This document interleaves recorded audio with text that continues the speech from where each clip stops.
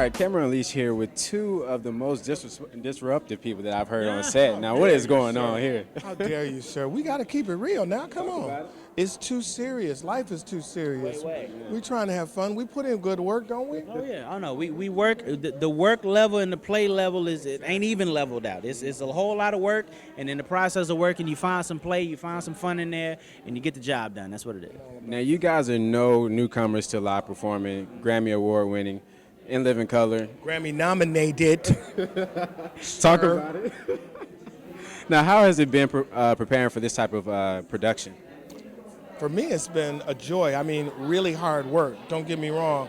I get in bed early every damn night. And these guys really lift me up, you know.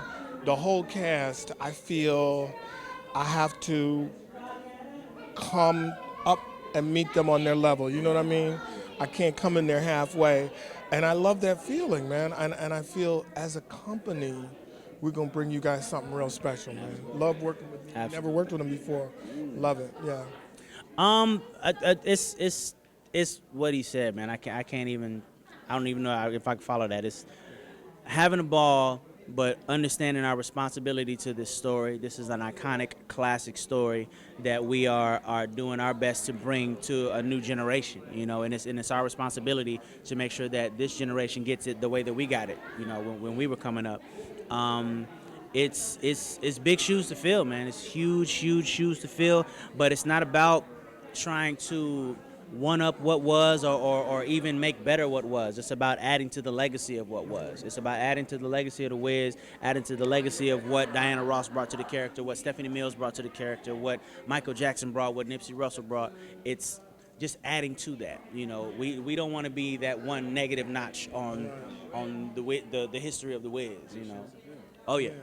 Now, you talked about like my generation needed more of that mentorship and stuff like that. Now, in the production, you come on just to help Shanice as the Cowardly Lion. Yes. Now, can you talk about what it is, I guess, as far as mentorship that this generation could and should have? Well, you know, I'm a parent. I know NeYo's a parent too. But in terms of, I'm the oldest member of this cast, but I'm all about walking the walk. You understand? I mean, I love to interact and talk to, we all look after Shanice and talk to Elijah or any of these guys when they come to me like that, but mostly I want them to take away my work ethic that they saw every day. See, that means more than if I'm gonna sit there and tell you what you should be doing as a young black reporter. Talk about it. Okay? You should be doing this. No, but if you're in the room and you see what I'm doing, and the way I carry myself, hopefully that'll make a longer and more lasting impression. So that's why I try to bring it every day and leave the attitude and all that negativity at the door, and let's make something special, man. I'm all about that. I'll stay extra, I'll get here early. Let's do it. Yeah.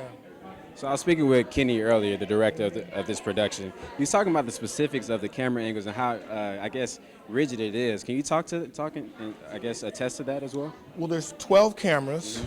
I've never done anything quite like this. We have one performance. Will be captured live as we perform it. But it's not, I don't really think of it as a negative thing. It's a blessing to not have to worry about hitting the back of the house. It's a blessing that if NeYo's looking over here, I'm doing my thing here, there's a camera on him. Okay, we're gonna catch you. Whatever you do, we're gonna catch you. Whatever I do, they're gonna catch me. That's a luxury. Yeah. You understand? Stay in. Exactly, knowing that camera is right on you, that's a beautiful thing. So I'm just trying to take advantage of that. And a lot of this is you push so hard to lay back. Then you just relax into it. You don't have to push. Maybe it's better if you don't. You know what I mean? And trusting in that, because I know for weeks we were in the rehearsal and I know I fell into it too. I got to sing louder, talk, harder, because I got to hit the back of the hall, Yeah, it's good. So going through that, that's the technical stuff.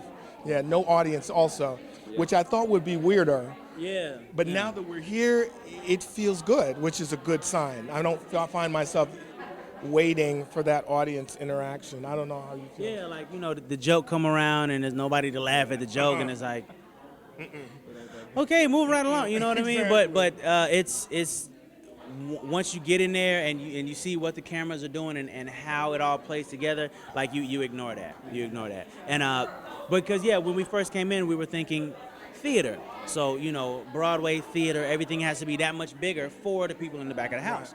But in that there's 12 cameras, and literally there's a camera on you at every waking moment. Like, okay, you may think that this camera's not on you, but this one over here is, bow, on your profile. So you don't have to overdo it. Yeah. You know what I mean? You can be small and you can suggest as opposed to yelling it. You know what I mean? Yeah.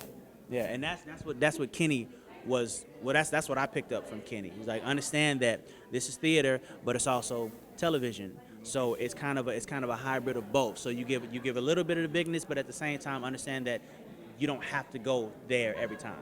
Man. And final question, one question I ask anybody with some level of success, what would be your advice to anybody that wants to be where you are today? Oh man, work. That's it. Everybody says, what's the secret to success? There's no secret. It's out there for anybody to know. Work. Understand that you're going to come across naysayers. You're going to hear no. You're going to fall on your face. All of these things are going to happen. There's no getting around them. There's no escaping them. So in that you know that they're going to happen, don't worry about it.